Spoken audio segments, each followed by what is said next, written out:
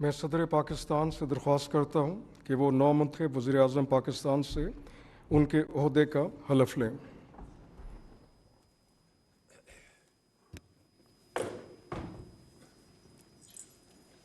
بسم اللہ الرحمن الرحیم۔ بسم اللہ الرحمن الرحیم۔ میں محمد شہباز شریف صدق دل سے حلف اٹھاتا ہوں صدق دل سے حلف اٹھاتا ہوں کہ میں مسلمان ہوں کہ میں مسلمان ہوں اور وحدت و توحید قادر مطلق اور وحدت و توحید اور قادر مطلق اللہ تبارک و تعالیٰ اللہ تبارک و تعالیٰ کتب الہیہ کتب الہیہ جن میں قرآن پاک خاتم الکتب ہے، جن میں قرآن پاک خاتم الکتب ہے، نبوت حضرت محمد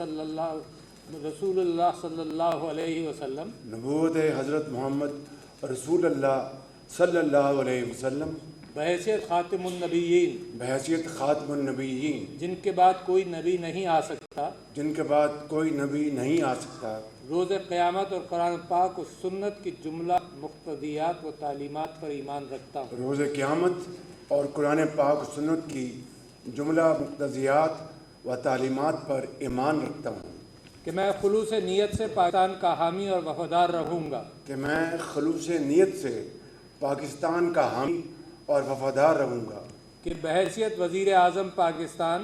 کہ بحیثیت وزیر اعظم پاکستان میں اپنے فرائض و کارہائے منصبی، میں اپنے فرائض و کارہائے منصبی، ایمانداری، ایمانداری، اپنی انتہائی صلاحیت اپنی انتہائی صلاحیت اور وفاداری کے ساتھ اسلامی جمہوریہ پاکستان کے دستور اور قانون کے مطابق اسلامی جمہوریہ پاکستان کے دستور اور قانون کے مطابق اور ہمیشہ پاکستان کی خود مختاری، اور ہمیشہ پاکستان کی خود مختاری، سالمیت، استحکام، یکجہتی اور خوشحالی کی خاطر انجام دوں گا یکجہتی اور خوشحالی کی خاطر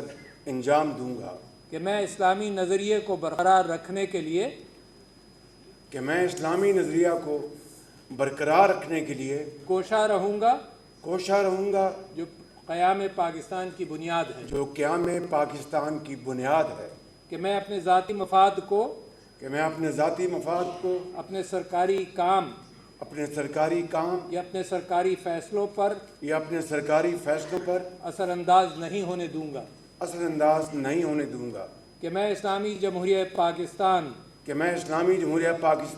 کے دستور کو برقرار رکھوں گا اور اس کا تحفظ اور دفاع کروں گا اور یہ کہ میں ہر حالت میں ہر قسم کے لوگوں کے ساتھ بلا خوف و رعایت اور بلا رغبت و عناد